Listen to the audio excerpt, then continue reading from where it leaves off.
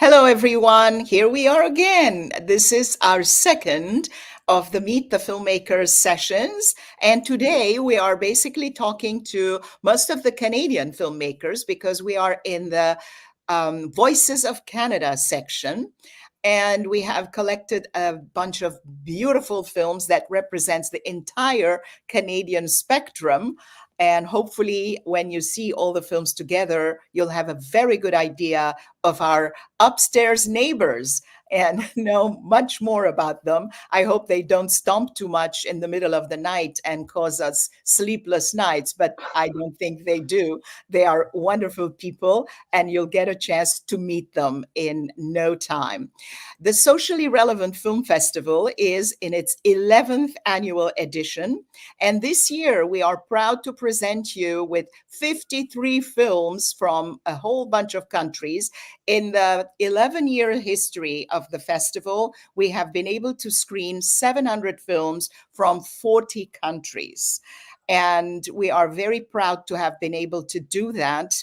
And we feel privileged, actually, because it is such a wonderful learning experience.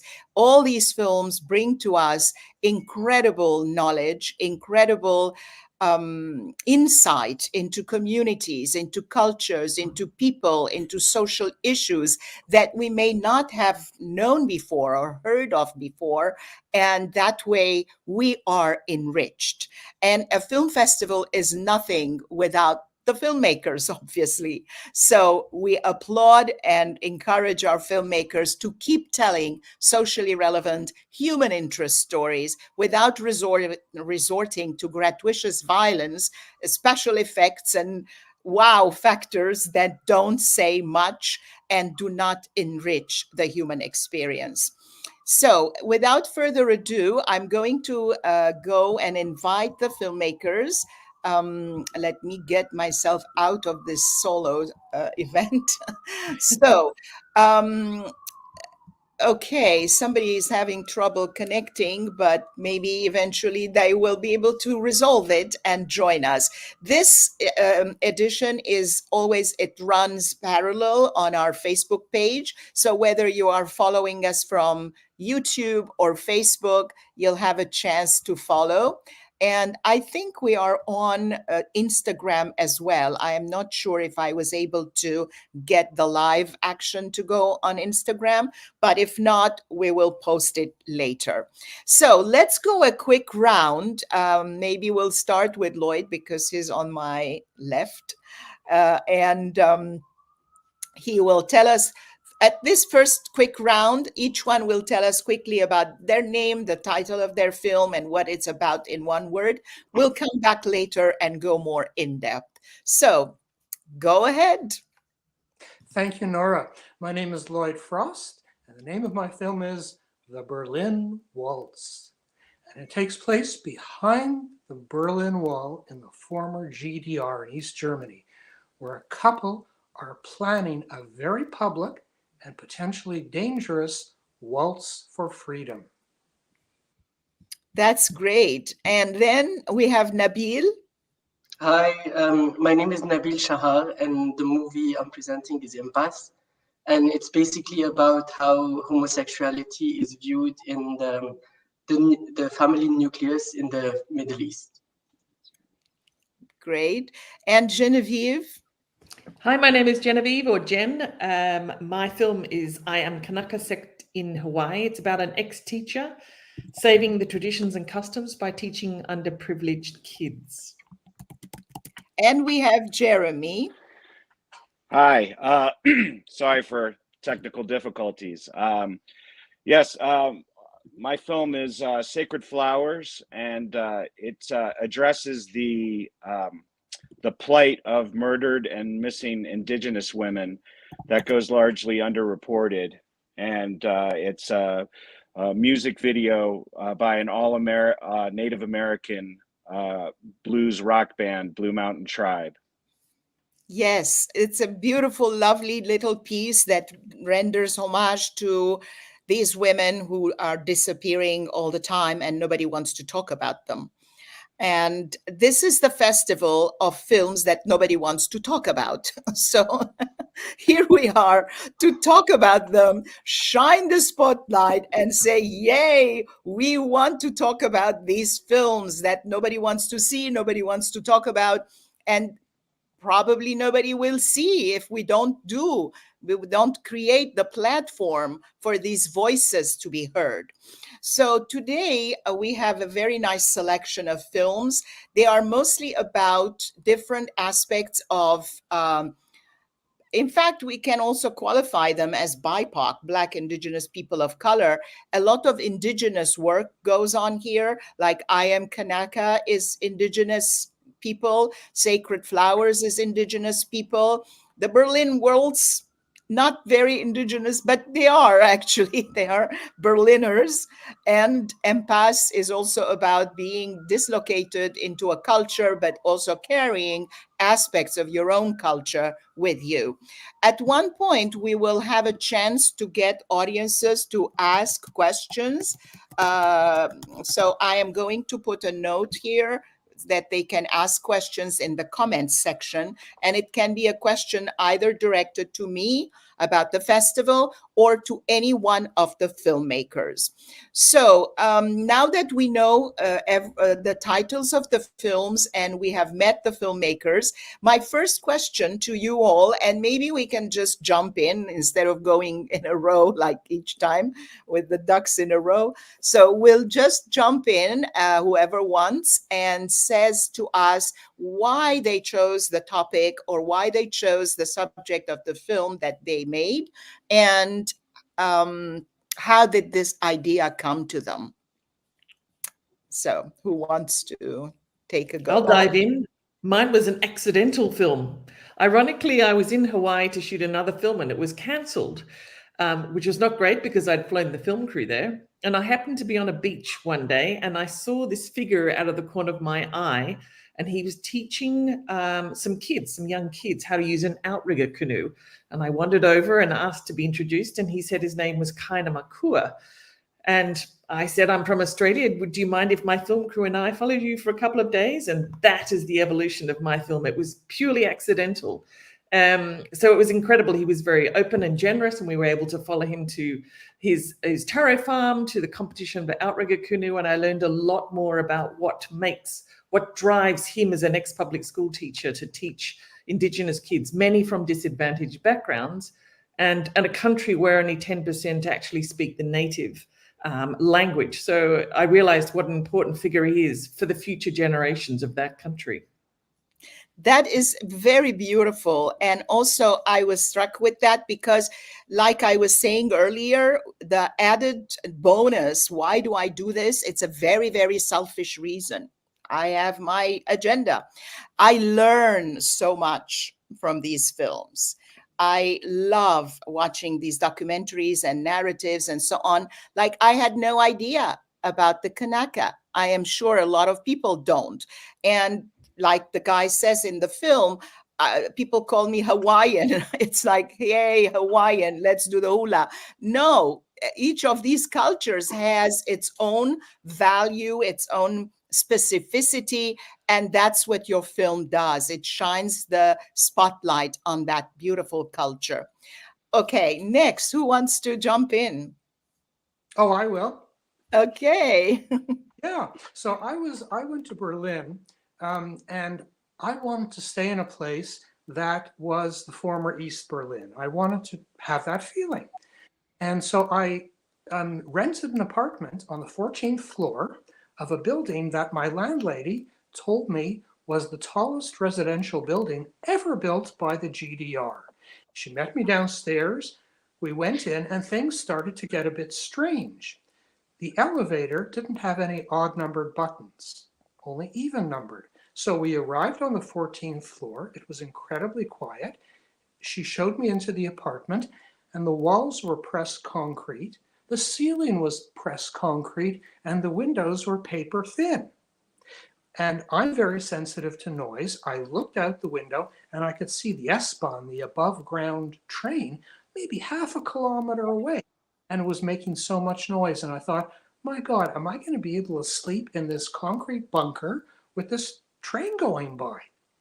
So it was the most bizarre situation. And as I got accustomed to the place and I was looking down and seeing the little people, I began to wonder, well, this place probably hasn't changed since the GDR. And I thought, what was it like? So I went off to the former headquarters of the Stasi, the secret police, and learned quite a bit. And then I went to Hohenschönhausen, which is the Stasi remand prison, which is where this very oppressive regime would pick people up in unmarked trucks, shackle them, and bundle them off to this prison that was not marked as a prison. I learned an incredible, incredible amount.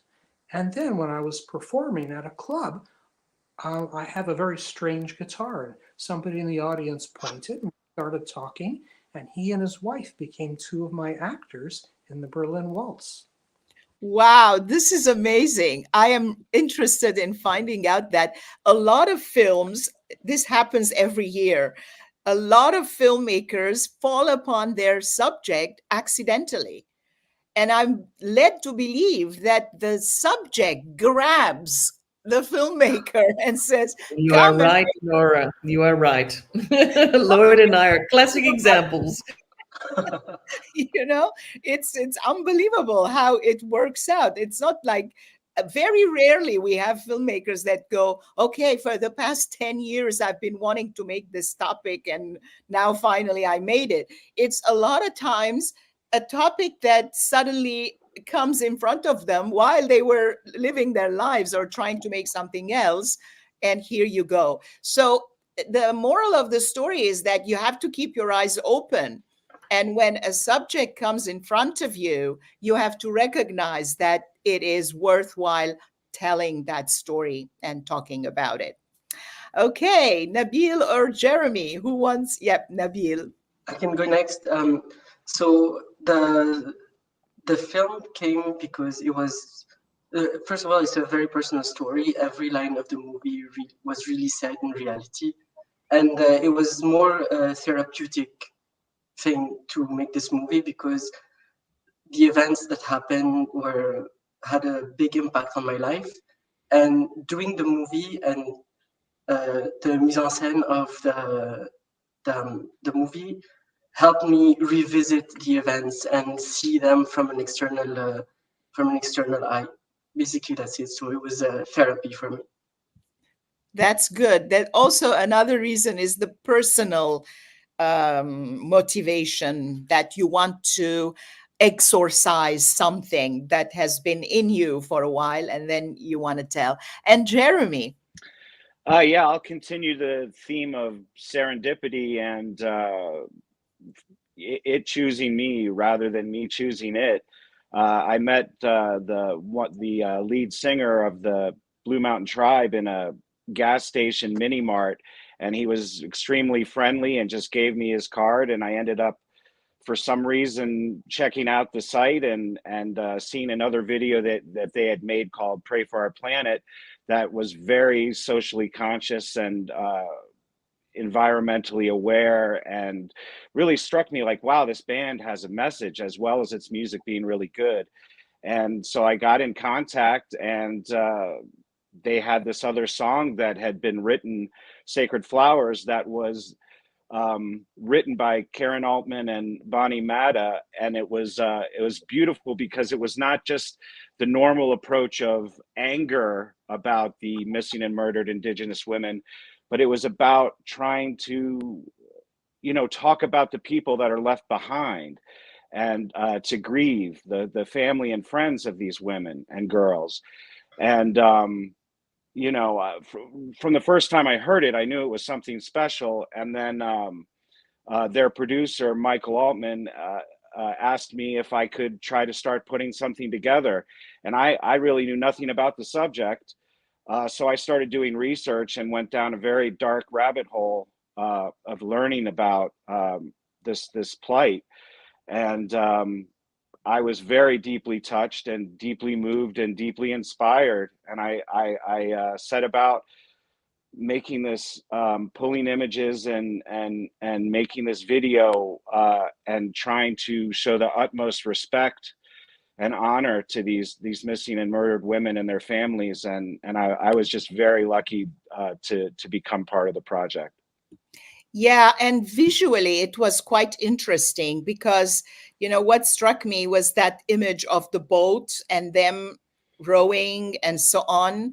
And that's the continuity of life, because the river and what it symbolizes and the unity with which you have to row in order to progress on your journey on a river, and also singing at the same time, the sadness in the song, it was unbelievable. So people, you have to see this movie. You have to see all of these 53 films. All of my children are here. You have to see them all. It's wonderful. So now people are probably asking, wow, these are wonderful movies. How can we see them? So here you go. This is the Socially Relevant Film Festival website. When you go there, you will see everything you need to see. There are pages with all the narrative features and documentaries there. There is a button that takes you to the short film groupings. And also, yay, here's the bonus. We have early bird $5 tickets. $5, people. You can't even buy a latte these days for $5. And it's if you buy the trio, that's even $4 a ticket. So you can't beat that. And we have a $75 trio elite, which gets you to the opening, the closing, and also 3 wonderful movies of your choice. Of course, you can buy the $100 one and come to everything. But if you don't want to come to everything, these are your best choices. And of course, these won't be lasting too long. The special early bird tickets are for a limited time. So I would run there and get these tickets before they expire, because the regular ticket is $15. So you're getting 3 tickets for the price of 1. Okay, now that I've done my pitch, we can go back to our to our event and continue with the wonderful discussion. So now we know how these films get made. Sometimes it's an event that one wants to talk about and decides that, okay, this is the time I can talk about this matter, or it is something that happens accidentally. As you're getting about your life, something comes up and grabs you by the throat and says, hey, you have to make this movie about me. And we are the lucky receivers at that end. You guys toil and torture and find the money and spend your last cent to make this film. And then here we come as a film festival. We harvest the best of the best and we showcase them.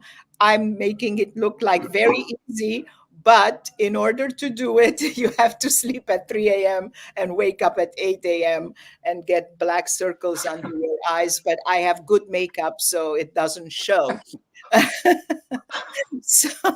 So now that we've come to the festival, let me ask you the question. How did you stumble upon our festival, and what made you decide that maybe this is the match, this is where you need to be? Well, all my films, my 2 music videos and this film, I called it social commentary with a groove. In fact, my first album, that sort of underlies it, social commentary with a groove. So on Film Freeway, when I came across SR, socially relevant, that's all I needed to see. Oh, that's cool. But you also were telling me secretly earlier on that you have a different other profession. Do you want to share that with the audience, or is that a secret? Well, yes, until recently it was a secret, apparently. Yes. Well, I went to, I have several degrees, first physiology and then McGill Medical School. And then I completed a residency training, a specialization at McGill in psychiatry. So I practiced for many decades as a psychiatrist here in Canada. Yeah, that's cool. But it gives you a certain insight of course, when you're making your films, or not, or you try to separate the two? No, I mean, it absolutely gives you an insight, because the unconscious is not something that we turn off. The Exactly. unconscious operates, like a river, like the lava under Iceland. It's always there. Yeah. And Well, in a way, I identify with that because my first master's degree is in sociology. aha, And it's no strange coincidence that I am doing this, and I'm an actor by profession, but I have been trained as a sociologist with my master's degree from the London School of Economics, nonetheless. And then my second master's degree, which is a lot more recent, is about theater and film.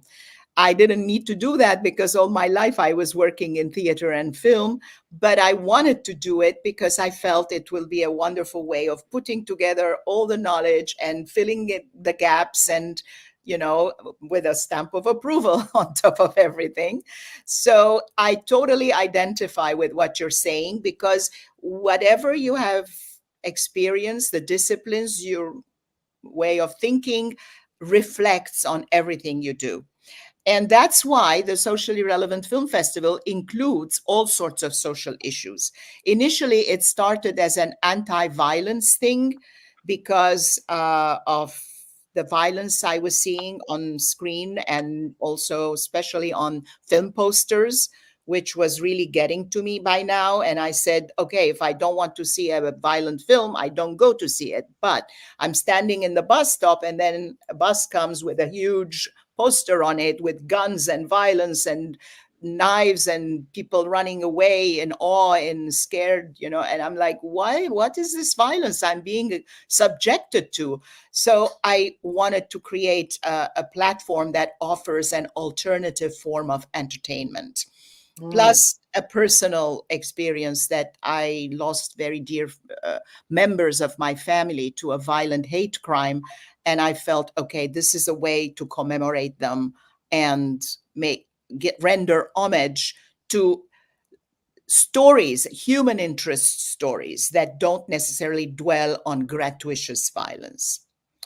So that's my end of it. And who else wants to? Yes, Nabil. So yeah, I saw when I saw the festival on Film Freeway, I immediately knew that this would be the festival for us. So basically, just a background story. Me also, I have a different career on the side. I have degrees in physics and in aerospace engineering. And at some point, I started studying for a very big company, which I'm not going to name, um, in the aerospace industry. And I chose this field because all my life I had the homosexuality part of me and my culture, which didn't match. And I felt like studying and working in science would take, I would be a level above and I wouldn't have to worry about all of that. But still, in that company, I was subjected to a lot of homophobia. And then at some point, I decided, well, this is too much. I have to deal with that part of my life. And so I really understand what you both have been saying about, making a festival that shows socially relevant films, because, it's not very common. And so, yeah, this is why it was the festival for us, because that's the reason why we made this film.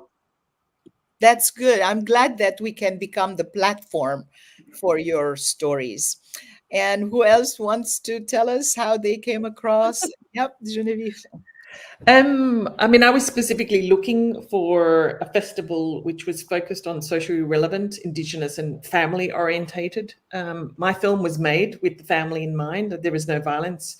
It is for all ages. It's educational. It is really focused on explaining the history behind Hawaii from someone who doesn't live in the US. I'm originally from Australia, but I saw similarities in Australia among the Indigenous people of Australia, which was interesting. Cultural diversity is a huge part of who we are as human beings. It makes us interested in the world and to travel, to be involved in culture and cuisine and talk and tell stories. That's who we are. But unfortunately, there's about 15,000 cultures remaining on Earth. Many are doomed or significantly lessened by erosion, cultural integrity, loss of habitat, whether it's imposed by law. I mean, Nabil's film, speaks probably very candidly to that from, a cultural point of view, and ravages of disease socioeconomically, big challenge. So this film became, I think, a poster child. And my biggest joy is that people actually tap into Kainer's his NGO, his organization, and either volunteer or be part of it, because once you lose a culture, you cannot find it, you cannot reclaim it. Have they seen it? Yes, they have. So it was very What sweet. is their take on it? The kids watched it. A lot of the things that we covered, things I didn't even know about, the buying up of land by big, large corporations, was completely new to me. I really didn't know the history behind all of that. And people's land being taken, because as Indigenous people, they didn't have a piece of paper that says, this is my land. It was, everyone helped work the land. They understood there were chiefs that were there that actually delegated jobs for everyone to do, but no one owned land. That was never the case. So when Modern Worlds came about and said, well, you don't own the land because you haven't got a piece of paper, I'm going to take it from you. And that to me was the travesty of what you see in Hawaii, and even in my own home country of Australia. The Indigenous people had their land taken because they had no piece of paper to say, this is mine. Yes, that is the same story with all Indigenous populations. And Yeah. you can see it happening right now as we speak. Yeah. And I don't want to get into political discussions, but we know what we are talking about. Yeah. It's happening all over the world, and Indigenous people, whether for economic reasons, mostly it's economic reasons, or political reasons, they are driven out of their lands, and they have no way to complain about it, no place, even world courts. When they Bigger than pronounce government. It's big. It's all about money. It's all about money. it's all a conspiracy, and Yeah. the person who suffers in the end is the Indigenous population. Yeah. Yes, Jeremy. Well, perfect segue into our subject matter. And when we were looking for festivals to apply to, yours was a no-brainer, because we thought, what's more socially relevant than this really huge story that goes so underreported. And really, it's not just in the United States. It's a global phenomenon, of Indigenous women and girls being taken, and this is largely due to laws and a history of oppression.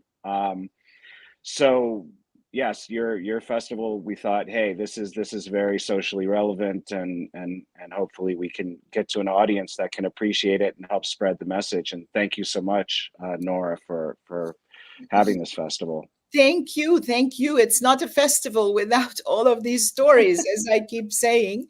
And again, our hope is that by shining the spotlight. Now, a lot of film festivals are programming a lot more socially relevant films. They're not calling it socially relevant. We are exclusively dedicated to social issues. And some of them are including them much more now. Veering away a little bit from the more commercial, because commercial films have an outlet anyway. So, and as I have to take this moment and opportunity to announce how we operate with the festival. We don't go around the big festivals and invite the films that are already doing great. We give a priority to the films and filmmakers who submit to us their films that otherwise might not end up being seen anywhere, because they are considered relatively less commercial, which I don't believe, because if a film is well made, regardless of what topic it's talking about, it will have its own audience. And it's not because you have guns and violence and explosions that a film will have an audience. So I don't believe in that.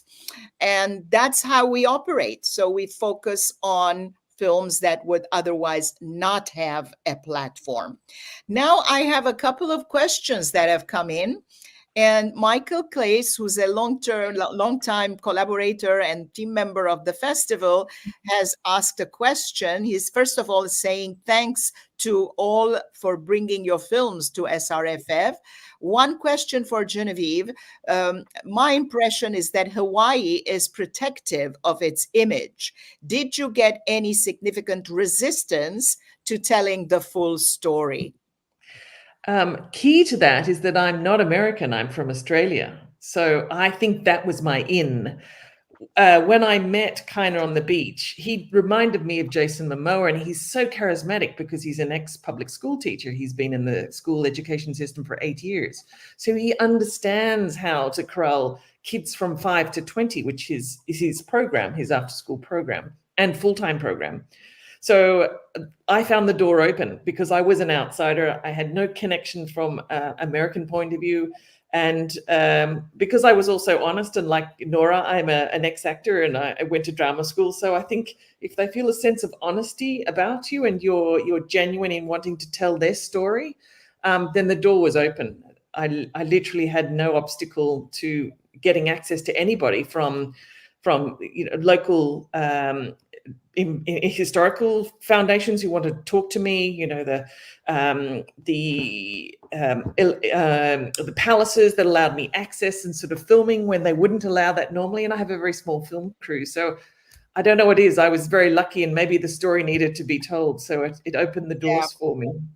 That's nice, because a lot of times when we are dealing with other cultures, especially indigenous cultures, there is this other contrast wave that goes, oh, it's cultural appropriation. Yes. They're coming here to steal our culture. Well, it depends how the story is told and how much respect you give. Like Jeremy also mentioned, the respect towards the culture, the love with which you approach. It's not like you're there to steal something and go and make it your own, and you're not announcing it as your own. You're just becoming the conduit to tell a story. So that way it becomes very, very powerful. And the outsider's point of view is always very interesting, because sometimes the insider don't see everything. They are so used to it that they pass in front of the same place all the time, and they forget that even there is this or other structure over there, and we just walk before it. But then an outsider comes and he goes, oh, there is a museum here. Hey, let's talk about that. And then it brings back the faith in the culture as well. I have another question. Wow, this is Mountain Dog Millworks. Wow, sounds very interesting.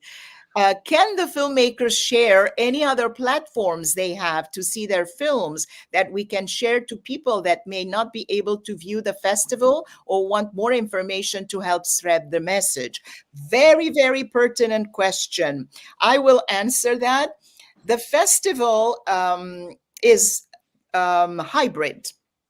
The in-person section of the festival runs from March 13 to the 18th in cinemas. We start at the Maisel Cinema up in Harlem, and then we have MRHS in Morningside Gardens, and it is a health and retirement services organization, which is a NORC, naturally occurring retirement community.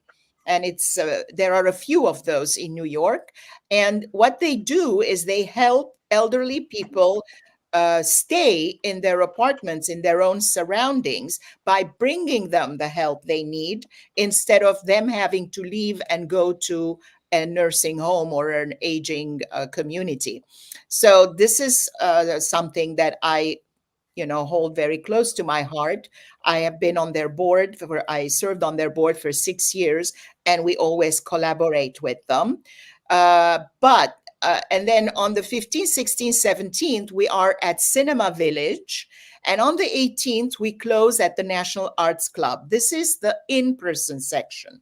So the films can be seen in person during these dates. However, if somebody is not in New York and wants to tune in and see them, On the 19th of March, the films go online, and Mountain Dog Millworks can tune in to our website, click on the online button, and see most of the films. I'm happy to announce that all of the films in this particular discussion are available online because the filmmakers have given us the permission to run the films online. Most of the films, with the exception of 2 or 3, will not be available online because those filmmakers have not gotten the online permit, or they have issues with the online screening, so we respect that. Or a couple might have geo-blocking. What that means is that they are only available within the United States because we are a United States-based film festival, and they're not available in other geographic regions. So I hope that answers your question, Mountain Dog Millworks, and that you are able to tune in to catch some of these films. After the festival, we also have a solution, which I haven't spoken to the filmmakers about yet, but it will come in due course. We are collaborating with a new platform which will make a number of select films available to libraries, schools, and universities. And whoever is happy to collaborate with that, this one is going to be more on a distribution offer basis, not as a film festival anymore. And it might even generate some minuscule funds for the filmmakers, but it will be available for viewing, hopefully on an ongoing basis. So for us to close the festival, clôturer le festival, as they would say in French, or in some of the other languages that I speak. Anyway, so we'll do a quick round. And if you want to share with us, what is the next project you are working on? Yeah. Go to Bill. So we touched a bit on the subject, and is that subject that you can see behind me. And I think the situation in the world right now is tragic, and personally, me and my team aren't able to think about anything else at the moment. So we decided to put what we know how to do to help people understand what's really happening, and not only what the media is showing. Yeah, that is a very important question, because a lot of people follow what is out there, and the media, to be honest, is being biased. Everybody's being biased, and all governments are being biased. And for one reason or another, they are only telling one side of the story and not going deep into the historical background, showing how this whole thing came about. It didn't just start on the day with the day we know. Yeah. So it's very important to enlighten people, and then when people know the full story, then they can make up their own minds. Exactly. Instead of making up their own minds and starting to fight with each other and being opinionated by knowing only part of the story. So that's very, very, I couldn't help but notice it, but very strategically placed. To conclude what I was saying, you can definitely expect another submission from us to the festival for the next movie. Yes. Who else wants to talk about their next film, next project? Lloyd? Jeremy? Go ahead, Lloyd. I'm very superstitious about talking about major projects, because I like to have them finished or near finished before I talk about them. But my next work will be in finishing my second CD. The Berlin Waltz has 4 songs, and the title song, the Berlin Waltz, will be on the next CD. I also have a project that is completed, which is a little live animation music video for children. Nice. Yeah. Well, I was going to ask you about that because the Berlin Waltz, you had a long poem in the presentation section, which made my Excel sheet too long, so I had to remove it.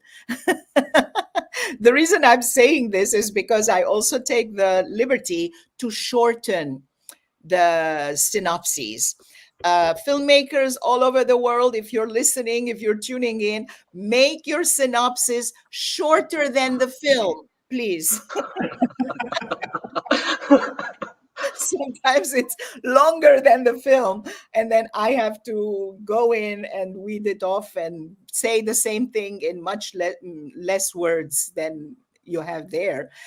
So don't tell us the story of the film. That's not what I want to know. The synopsis or the log line has to be something that will make me want to go and see that film.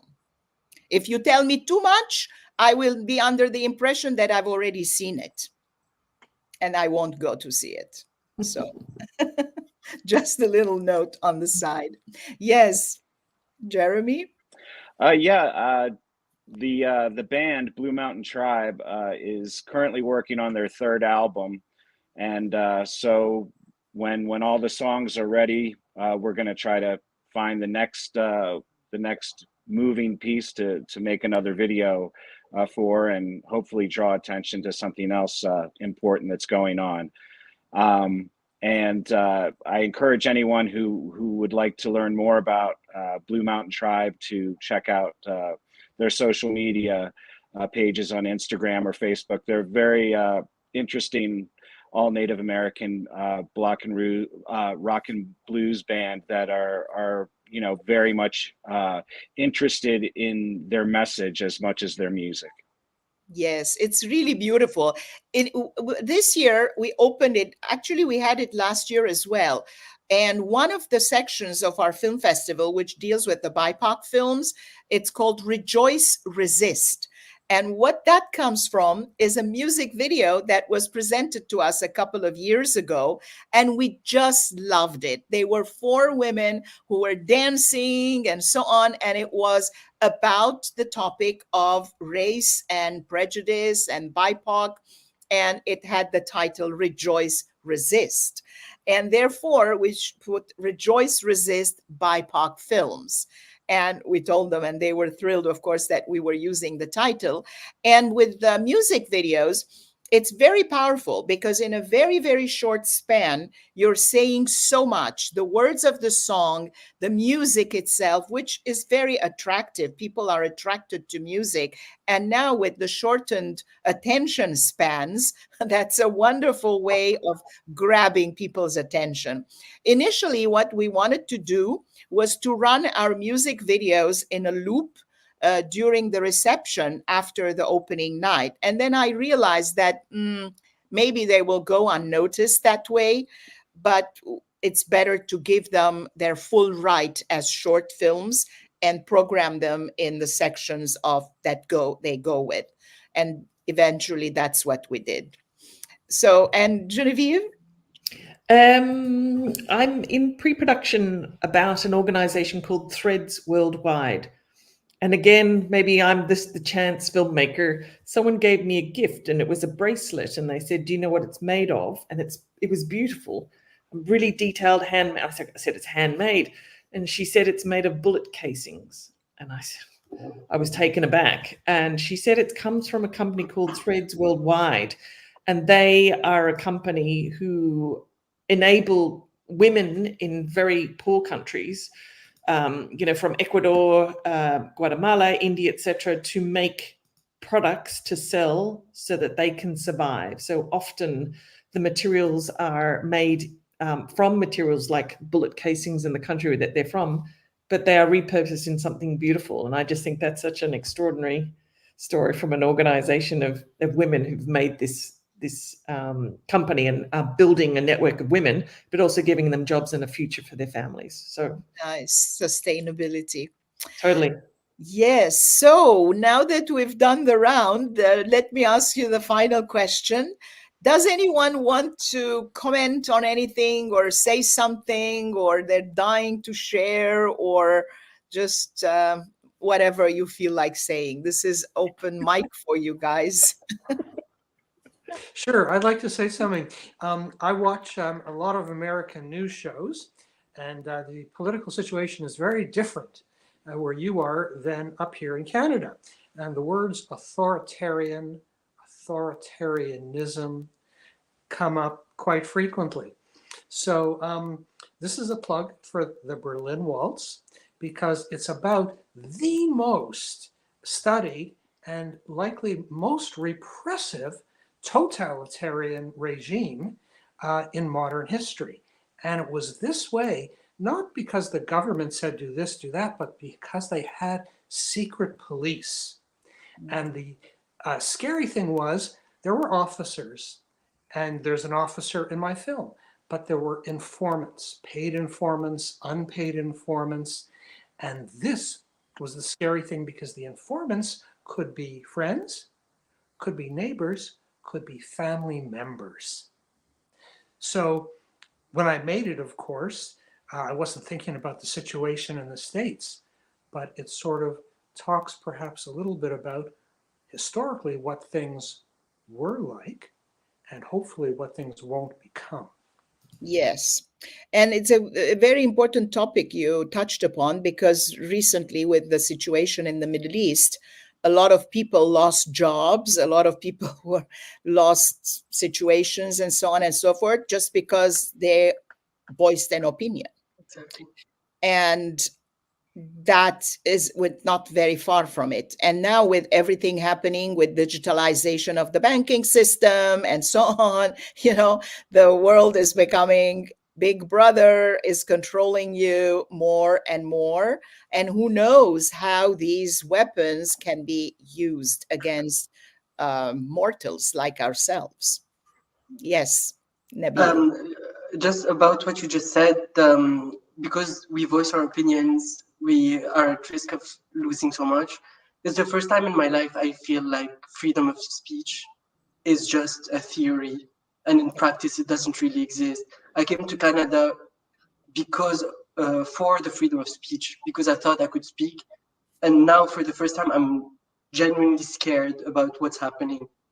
So yeah, it's something scary, and this is why all of you are so important in making movies, because movie makers are fighters. We don't care, especially independent movie makers, because we don't care about the funding, we don't care about the money that comes after. We just make movies to say things. And so Yeah, thank you. and it's very, very important, because the moving image is a very powerful image, powerful medium.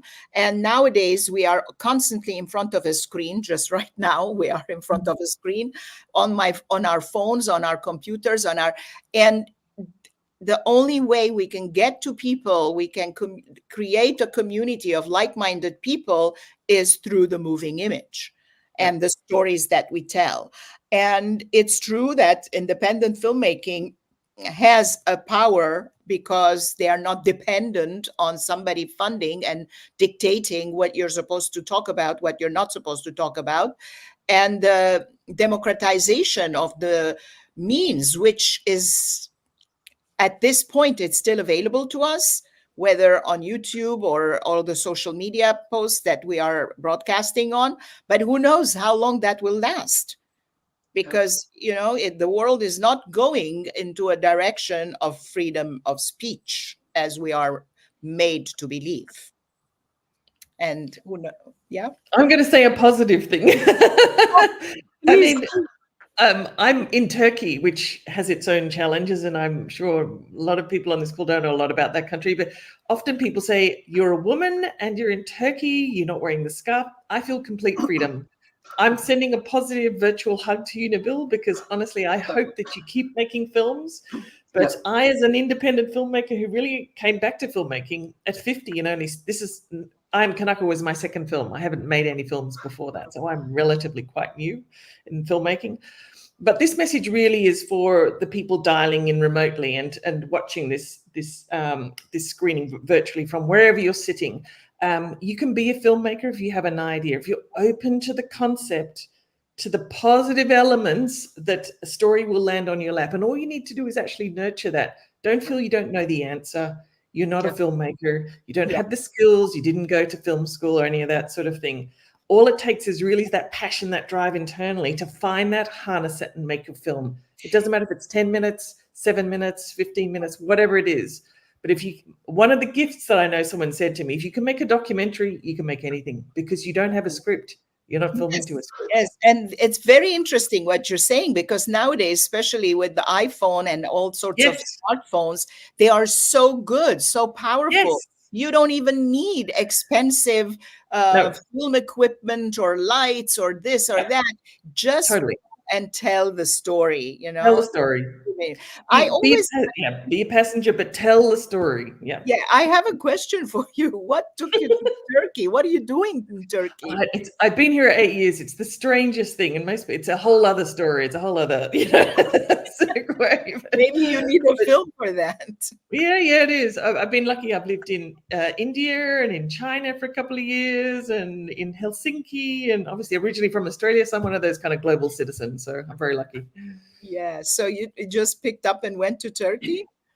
Again, I'm lucky. Similar, it sounds to me like all the people, and I have my own master's and educational background, which makes companies hire me as a freelance, so then I can go and stay in the country. You can work from anywhere. Yeah. Very lucky. Yes, great. So anyone else wants to interject? Come on, Jeremy, chip in. Yeah. I just wanted to personally thank everybody on this panel for your passion and dedication in making your films and bringing them to the public. And I personally am going to watch all of your films, and I promise to share them as much as possible. And I hope that you'll check out Sacred Flowers, and if it touches you or moves you in any way, please share it. Yeah, this is very important, because at the beginning, when we are not in the process, when we have not finalized the selection, we write to the group of filmmakers and in BCC. We don't share everybody's emails to everyone. But once the selection is finalized, we put everyone in the copy, because the idea behind that being like, now we are all in one family. And if you guys already want to start networking with each other, writing to each other, you can. So that's why, the field is open, and we encourage these networking events. We do have a couple of them coming up, and as filmmakers, you will be informed. We have also happy hours. Yay! We have happy hours, 2 of them, one on Saturday, one on Friday, the Sunday, between the hours of 4:30 and 6 roughly. One of them is from 5 to 6:30. The other is 4:30 to 6. And of course, you will be informed about those. Maybe you already responded. And these are opportunities for us to actually sit down together and share, for those of you who are actually going to be in the city on this occasion. And we also have a Cine Cafe networking event, 2 of them. It's all on the schedule. When you go on the schedule here, let me run the banner again to remind people of the festival website. On the schedule, you will find 2 Cine Cafe networking events. One of them is in person, but it's going to be for a limited number of invited filmmakers, like maybe 8 or 10, because the space is small. It's a cafe, and they're hosting us with tea and coffee, and I'm going to be broadcasting from there. And then the second one of the same is going to be online. We also have a panel on March 8th that will be for all women filmmakers in this selection. So to celebrate International Women's Day. And on March 11th, we participate to the NGO CSW Forum, which is a United Nations NGO, and they have their annual Women's Forum. It's the CSW is the committee on the situation, on the status of women. And they get together. Thousands of women come to New York on that occasion. We are online, and we're going to screen 2 films made by women about very interesting topics. One of them is called Lego Oma, which is a German grandmother who has become disabled and realizes that in her town there aren't ramps. So she makes Lego ramps in this different. Love it. Yeah, Love it's amazing. And it. each one is a very creative ramp. And the other one is Women on the Move, I think, if I'm not pronouncing it wrongly, please forgive me. I'm not an encyclopedia. Women on the Move, who were supposed to be with us today. I don't know what happened, and they are not with us. Well, Women on the Move is an amazing film which talks about how women through the ages have adapted their clothes, their everyday clothes with these huge skirts and things to make them adaptable for sports and an active lifestyle. So we're going to show those 2 films and then have a panel discussion on 11th, and thousands of women will be communicating. Oh, sorry, I'm mistaken. Women on the Move was not supposed to be here today. They're supposed to be here on the 11th of March when we do the NGO CSW. So there we go. I thank everyone for being here, for dedicating their time with the different time changes. Well, maybe the Canadian and the Sacred Turkey.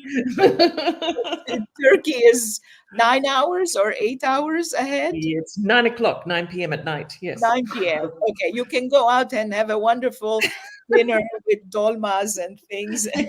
Kufta, raki. And then come back and talk to us on Women's Day. So there we go. Thank you all very much for joining in. Remember, we have early bird tickets, which are an amazing price. And here is the banner one more time, so you know where to go to purchase them. And please come and watch the films. We're doing them for you, not for me. I already have seen them. So everyone come in and have fun. Thank you, everybody. And I think I'm going to go offline now. I'm ending the stream.